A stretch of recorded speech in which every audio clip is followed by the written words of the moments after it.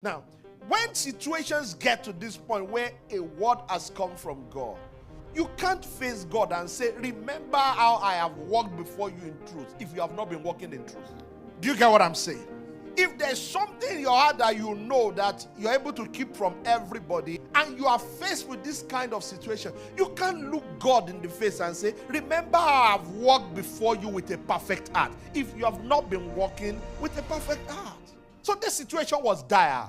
It was life and death. And Ezekiah said, I'm not yet ready to die. And he said, remember, oh God, I beseech thee. And the Bible says he wept sore. That was prayer, sir. Look at your neighbor and say, it's not.